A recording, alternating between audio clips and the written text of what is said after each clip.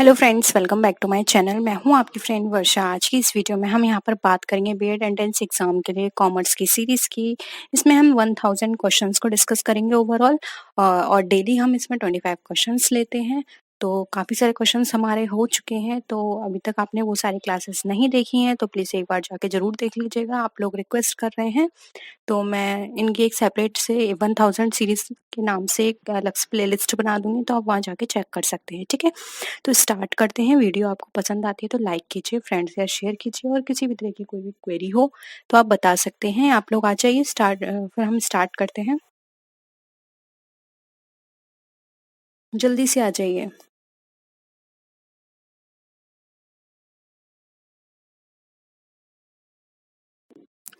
देखिए, क्वेश्चन लेते हैं। Declaration of solvency of the company by the directors is necessary in case of. अब director के द्वारा अगर ये डिक्लेयर किया जा रहा है सॉल्वेंसी के लिए कि कंपनी सॉल्वेंट है, तो वो किस कारण होगा? कंपलसरी वाइंडिंग अप पे, मेंबर्स वॉलंटरी वाइंडिंग अप पे, क्रेडिटर्स वॉलंटरी वाइंडिंग अप पे, या फिर ऑल ऑफ द अबव? बताइए।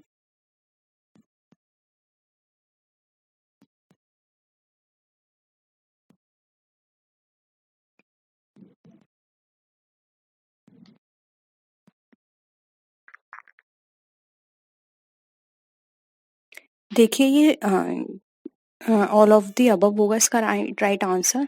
Compulsory winding up, member voluntary winding up, या क्रेडिट वॉलंटरी वाइंडिंग अप, कुछ भी हो सकता है। हर कंडीशन में ये एक डिक्लेरेशन देनी होगी डायरेक्टर को कि हमारी कंपनी ने सब जितने भी पे थे, वो सब जितने भी डेट या लाइबिलिटीज थी सब पे कर दी हैं। अब कंपनी के ऊपर कोई भी लाइबिलिटी नहीं है और अब कंपनी सॉल्वेंट है। ठीक है, तो यहाँ पर ये डिक्लेरेशन के बाद वो अपना वाइंडिंग अप कर सकते हैं, फिर वो वॉलेंट्री हो, कंपल्सरी हो, या फिर किसी मेंबर का हो। ठीक है, तो यहाँ पे क्या हो जाएगा? Option D.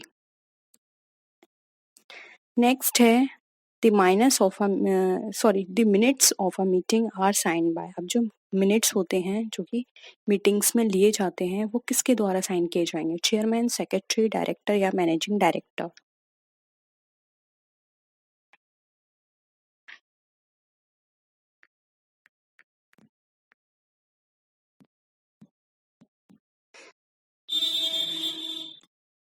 करिए आंसर।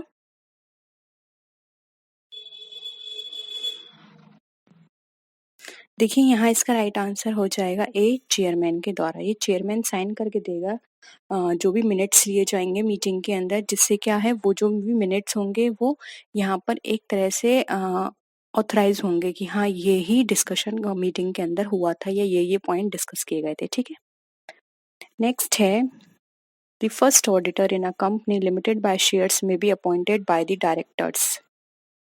बताइए। जो फर्स्ट ऑडिटर है कंपनी का, कंपनी लिमिटेड बाय शेयर्स का, वो किसके द्वारा अपॉइंट किया जाएगा? सॉरी, अपॉइंट, क्वेश्चन ये है, जो फर्स्ट ऑडिटर है कंपनी लिमिटेड बाय शेयर्स का, वो अपॉइंट किया जाता है डायरेक्टर के द्वारा। तो वो टाइम पीरियड आपको बताना है। With in a year of its registration, before the statutory meeting, at the time of first annual general meeting, या फिर at any time in consultation with the institute of chartered accountant of India. ठीक है,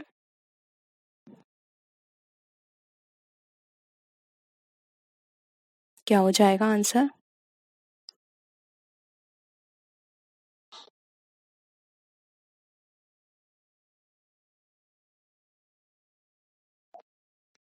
देखिए, यहाँ पर आप ना ये सारे ही ऑप्शन गलत हैं।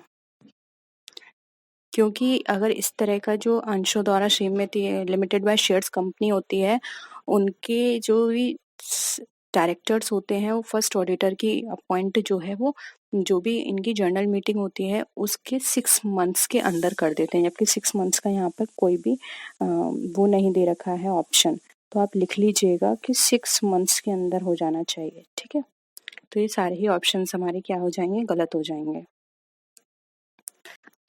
नेक्स्ट क्वेश्चन है, in a public limited company the minimum number of directors is 2, 3, 7 and 5। यानी कि हमें बताना है पब्लिक लिमिटेड कंपनी के अंदर डायरेक्टर्स के मिनिमम नंबर को।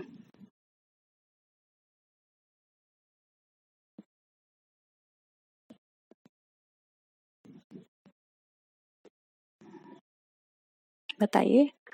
देखिए, अगर हम पब्लिक लिमिटेड कंपनी की बात करें तो कम से कम 3 डायरेक्टर्स होने चाहिए और प्राइवेट कंपनी का नोट कर लीजिए, प्राइवेट कंपनी के अंदर 2 डायरेक्टर्स होने चाहिए कम से कम, ठीक है? नेक्स्ट है, a person at any one time can not be director of more than 1 company, 7 companies, 10 companies या 2 कंपनीज़। यानी कि एक पर्सन एक समय में डायरेक्टर नहीं हो सकता किसी भी कंपनी में, कितने से ज़्यादा, एक कंपनी में नहीं हो सकता, 7 कंपनी से ज़्यादा डायरेक्टर नहीं बन सकता वो, 10 कंपनी के डायरेक्टर से ज़्यादा नहीं है, 20 कंपनी के डायरेक्टर से ज़्यादा नहीं।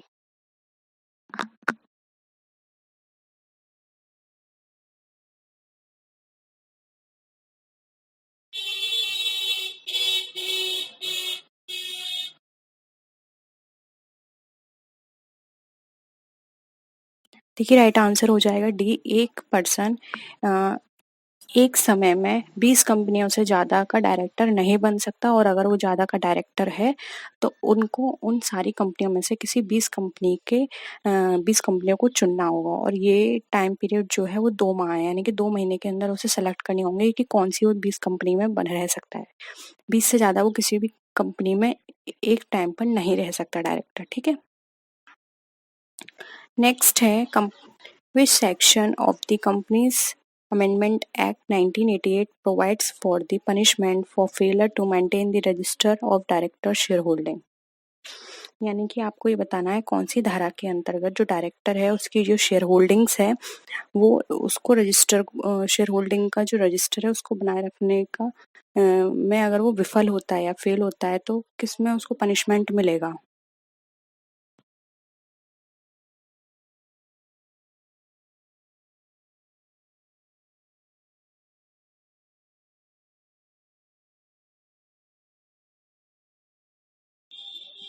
देखिए, राइट आंसर हो जाएगा सी, 307 सेक्शन 307 के अंतर्गत उसको पनिशमेंट मिलेगा अगर वो अपने शेयर होल्डिंग्स के रजिस्टर को मेंटेन नहीं करता है तो, ठीक है?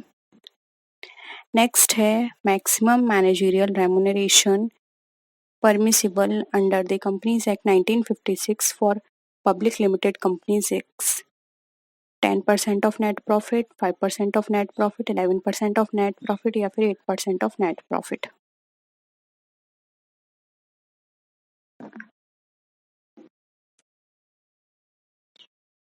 बताइए।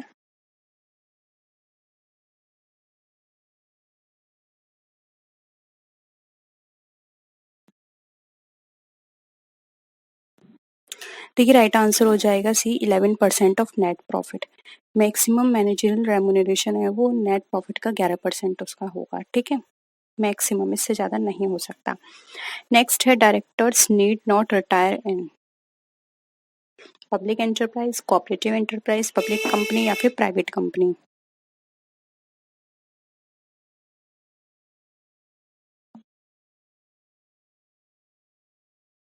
देखिए, अगर हम बात करें यहाँ पर डायरेक्टर की रिटायरमेंट की तो प्राइवेट कंपनी के अंदर उसको रिटायर होना वहाँ पे ज़रूरी नहीं है, ठीक है? आवश्यक नहीं है। बाकी में उसका एक पर्टिकुलर टाइम के बाद उसको रिटायर होना होगा। फिर हम पब्लिक एंटरप्राइज़, पब्लिक कंपनी या कोऑपरेटिव कंपनी की बात करें तो, ठीक है? नेक्स्ट है, when the provisions of the Companies Act are violated the auditors must report the same to the, यानी कि ऐसे कौन से प्रोविजंस हैं जिनका अगर वायलेशन किया जाता है तो ऑडिटर को रिपोर्ट करना होगा। किसको?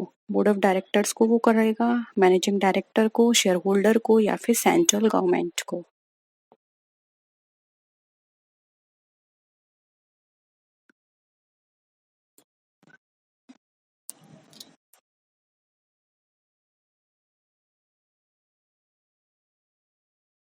देखिए, जब कभी भी कंपनीज एक्ट के अकॉर्डिंग अगर कोई भी वायलेशन किया जाता है तो एक ऑडिटर को इसकी रिपोर्ट बोर्ड ऑफ डायरेक्टर्स को देनी होगी, ये उसकी ड्यूटी है, ठीक है? तो ऑप्शन ए यहाँ पे राइट आंसर हो जाएगा। नेक्स्ट है, casual vacancy of a director is filled by the following: board of directors, central government, share holders in general meeting या फिर रजिस्ट्रार ऑफ कंपनीज।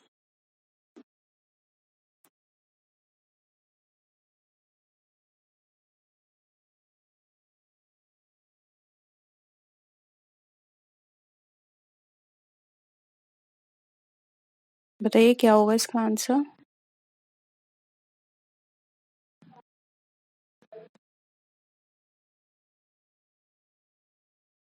देखिए फर्स्ट हो जाएगा, अगर कोई भी कैजुअल वैकेंसी होती है डायरेक्टर की तो फिल की जाएगी बोर्ड ऑफ डायरेक्टर्स के द्वारा, ठीक है।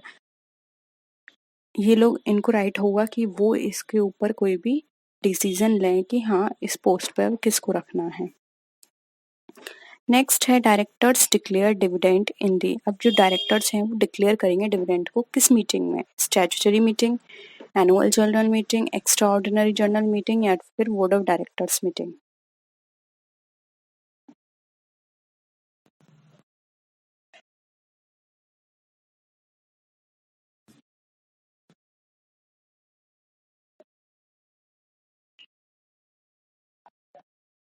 देखिए ये की जाएगी एनुअल जनरल मीटिंग में, और जब भी एनुअल जनरल मीटिंग कंडक्ट की जाएगी तो 21 डेज पहले इसकी इन्फॉर्मेशन दी जाएगी कि हाँ इस पर्टिकुलर डेट पे हम एनुअल जनरल मीटिंग कंडक्ट कर रहे हैं। क्योंकि annual general meeting board of director वो शेयर होल्डर्स के लिए बहुत ही इंपॉर्टेंट होती है। तो अगर आप 21 डेज पहले उनको इन्फॉर्मेशन देंगे तो अपने वो सारे अरेंजमेंट्स कर पाएंगे और उस दिन वो उसको ईजिली अटेंड कर पाएंगे। अगर आप सडनली उनको बोलेंगे तो ज़रूरी नहीं है हर कोई उसको अटेंड कर ले। इसलिए 21 डेज पहले एनुअल जनरल मीटिंग कंडक्ट की जाती है और वहाँ पे डायरेक्टर्स डिक्लेयर करेंगे डिविडेंड को। नेक्स्ट है which of the following can be appointed as director of a company, an individual, a firm, a body corporate, any of these.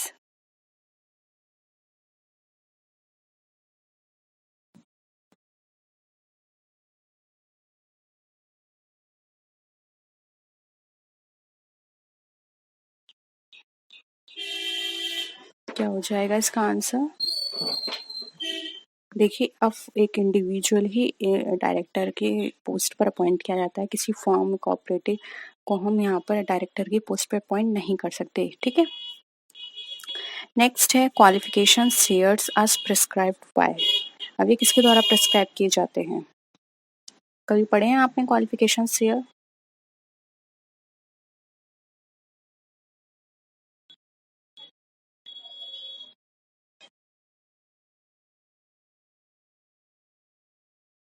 देखिए क्वालिफिकेशन शेयर्स जो होते हैं वो डायरेक्टर्स के लिए दिए जाते हैं, और ये कहा जाता है कि जो भी क्वालिफिकेशन शेयर्स हैं वो डायरेक्टर जब अपॉइंट होता है तो वो अपनी अपॉइंटमेंट से विद इन 2 मंथ्स के अंदर उन शेयर्स को ले ले, ठीक है। यानी कि उसको 2 महीने के अंदर उन शेयर्स को लेना होता है डायरेक्टर्स ऑफ द कंपनी को, ठीक है। तो उनको बोलते हैं हम क्वालिफिकेशन शेयर। नेक्स्ट है after the declaration of the dividend in the general meeting it has to be paid within. अब अगर डिक्लेयर हो जाता है डिविडेंड जनरल मीटिंग के अंदर तो वो कितने दिन के अंदर पेड हो जाना चाहिए, 60 डेज, 42 डेज, 45 या 90।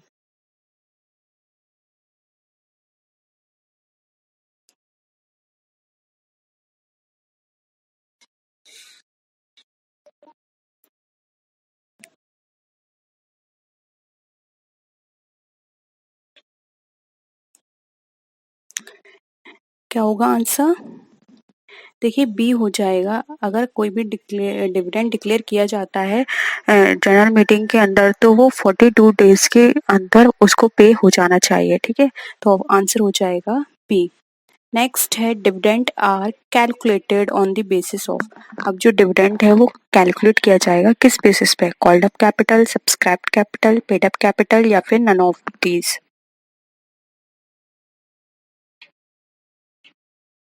बताइए किस बेसिस पे हम डिविडेंड को कैलकुलेट करते हैं। देखिए डिविडेंड हमेशा पे किया जाता है पेड अप कैपिटल पर, यानी कि जितना उन्होंने पेड कर दिया है कैपिटल उसके बेसिस पर। कॉल्ड अप जरूरी नहीं है हर कोई आपको दे दे, या सब्सक्राइब वालों को जरूरी नहीं है जिसने सब्सक्राइब किया है सबको।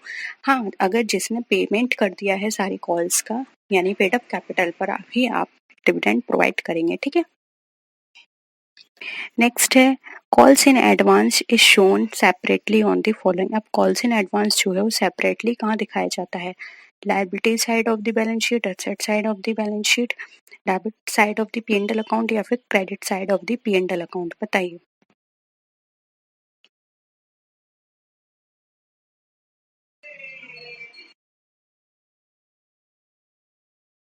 क्या हो जाएगा आंसर? देखिए आंसर यहाँ पर अगर हम बात करें तो ए हो जाएगा, liability side of the balance side, क्योंकि ये जो हमारे लिए पे कॉल्स पेड इन एडवांस है, ये हमारे लिए लायबिलिटीज है, क्योंकि उसने एडवांस में पे किया है। जब तक वो टाइम पीरियड पूरा नहीं हो जाता तब तक हम उसे लायबिलिटी साइड में शो करेंगे। ठीक है, नेक्स्ट क्वेश्चन है, देखिए डिविडेंड इज कैलकुलेटेड ऑन। अब देखिए डिविडेंड जो है वो कहाँ किस पे कैलकुलेट किया जाता है। अब तो आपको बिल्कुल ये याद हो गया होगा, पेपर में भी नहीं भूलोगे। ठीक है, किस पर? Paid up value of the share पर। ठीक है, नेक्स्ट है, company page dividend on. Again वही है, घुमा फिरा के देखिए कितनी बार पूछा गया है ये क्वेश्चन, इसलिए मैंने डाला है ये only on paid up capital. ठीक है, नेक्स्ट है, capital profits are related to. अब जो कैपिटल प्रॉफिट्स हैं किससे रिलेटेड होते हैं? Premium on issue of share, profit prior to incorporation, या फिर premium issue of debenture.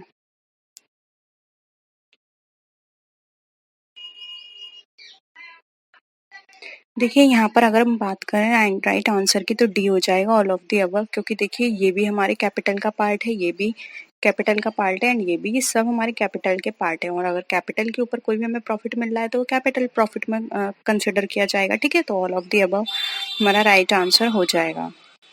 Next है, any document filed with the registrar will be deemed to have been read and understood by all those who deal with the company. It is an as per the doctrine of ये किस doctrine के related है? यानी एक ऐसा document जो कि registrar के साथ फाइल के पास यहाँ पे फाइल हुआ है, और जो कंपनी के साथ जो भी काम करने वाले लोग हैं सभी के द्वारा पढ़ाया और समझा गया माना जाएगा, यानी कि सबको उसके बारे में पता है।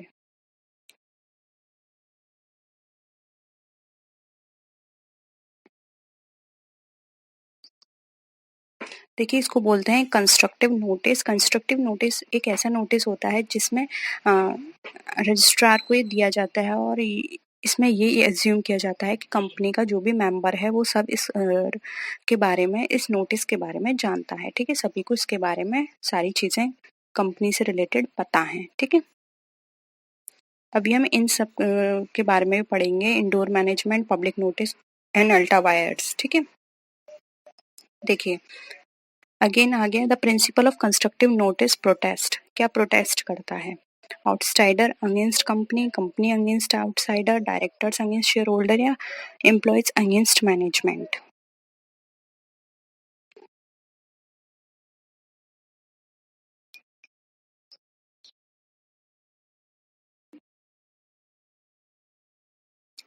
देखिए यहाँ पे राइट आंसर हो जाएगा बी, ये कंपनी को प्रोटेक्ट करता है आउटसाइडर से। ठीक है,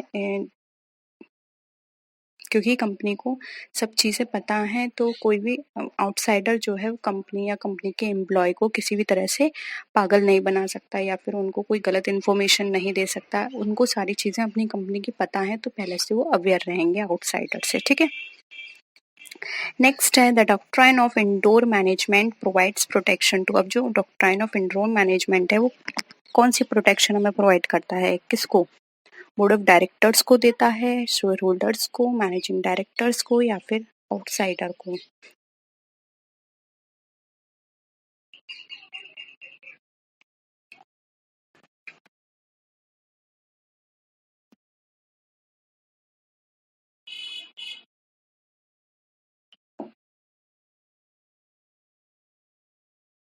बताइए क्या होगा इसका आंसर?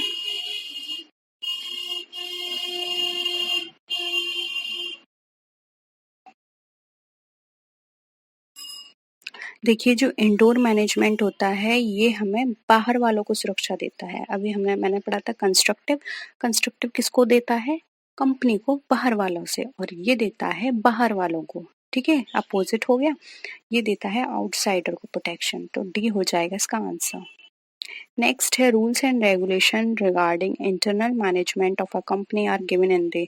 अब कंपनी के रिगार्डिंग जो भी रूल्स एंड रेगुलेशंस होते हैं वो किस में दिए जाते हैं? Articles of association, articles of memorandum, prospectus, या फिर statement in lieu of prospectus. बताइए।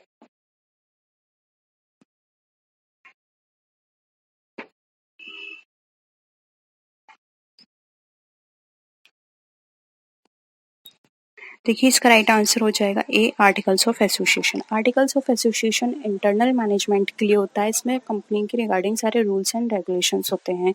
और अगर हम बात करें मेमोरेंडम ऑफ एसोसिएशन, तो वो आउटसाइडर के लिए होता है। इसमें कंपनी के बारे में, कंपनी की पॉलिसी, कंपनी के मिशन, विजन, कंपनी की डिक्लेयर पॉलिसी, इन सब चीज़ के बारे में इसमें मेंशन होता है। ठीक है, प्रोस्पेक्टस और स्टेटमेंट ऑन ड्यू ये अलग चीज़ है। इसमें प्रोस्पेक्टस में कंपनी के बारे में होता है, कंपनी में कौन कौन बोर्ड ऑफ डायरेक्टर्स हैं, कंपनी में कौन कौन लोग हैं, कंपनी के बारे में पूरी चीज़ दी होती है। ठीक है, ऑप्शंस क्या हो जाएगा इसमें ए। नेक्स्ट है according to section 80 of the Companies Act 1956 a company can not redeem its preference share out of. अब जो 80 सेक्शन के अकॉर्डिंग कंपनी अपने जो प्रेफरेंस शेयर से रिडीम नहीं कर सकती, किस में से बताइए। ऑप्शन देख लीजिए आप ठीक से।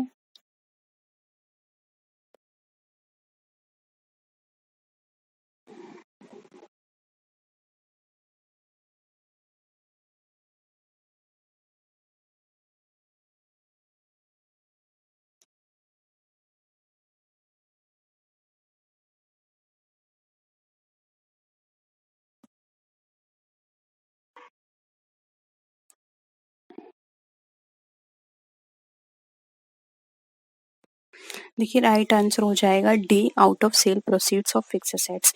देखिए इससे कंपनी अपने प्रेफरेंस शेयर को रिडीम नहीं कर सकती।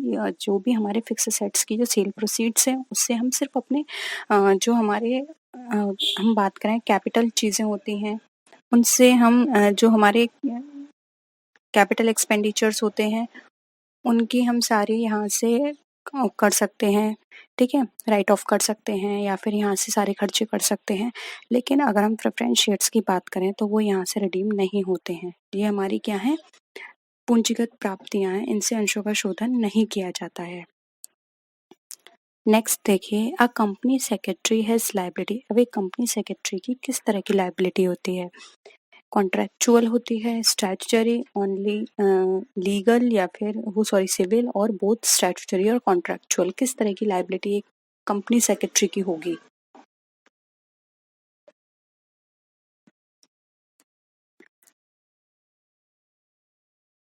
देखिए यहाँ पे राइट आंसर हो जाएगा बी, एक कंपनी की सेक्रेटरी की लायबिलिटी कॉन्ट्रेक्चुअल और स्टैट्यूटरी दोनों होती है। कुछ जो जिस भी कंपनी में वो कंपनी सेक्रेटरी की पोस्ट पर है, वहाँ से उसे कॉन्ट्रैक्ट बेसिस पर जो लायबिलिटी दी गई होंगी वो उसको वहाँ फॉलो करनी होंगी। ठीक है, और कुछ उसकी स्टैट्यूटरी होती हैं, जैसे कि फॉर एग्जांपल अगर वो कंपनी सेक्रेटरी है तो उसको सारी चीज़ें ट्रांसपेरेंट रखनी है। भले ही वो उस कंपनी ने अपॉइंट किया है, वो उसे सैलरी दे रही है, लेकिन फिर भी उसको बायस नहीं होना है। ये कुछ चीज़ें ऐसी होती हैं जो कि कॉन्ट्रेक्चुअल और स्टैट्यूटरी दोनों बेसिस पर काम करती हैं, इसलिए उसकी जो लायबिलिटी होती है दोनों बेसिस पे चलती है। ठीक है, तो यही थे क्वेश्चंस आज के।